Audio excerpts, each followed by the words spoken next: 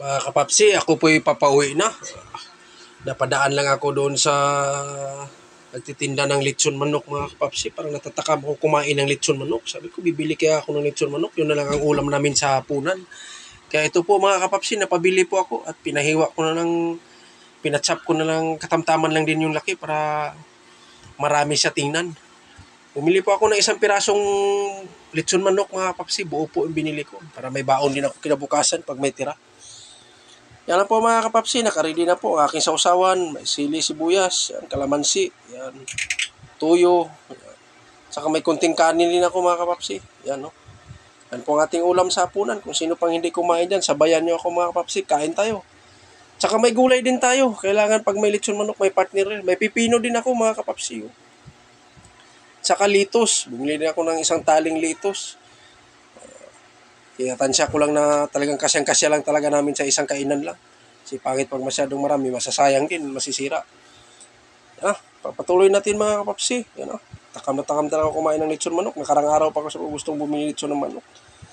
Yan, may litos din tayo. Yan po.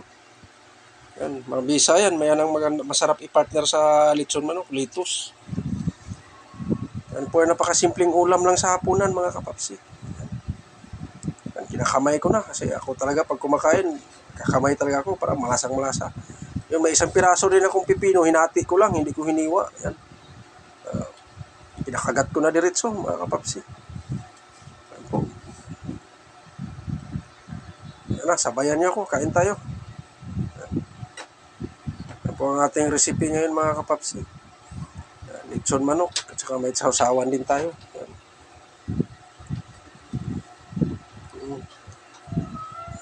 Medyo takam na takam talaga ang hitsura ko talaga pag kumain ng lechon manok. Matagal-tagal natin tayong hindi nakakain ng lechon manok. Parang sabi, mabilisang subo at malakihang nga na talaga. Yan o. Pipino.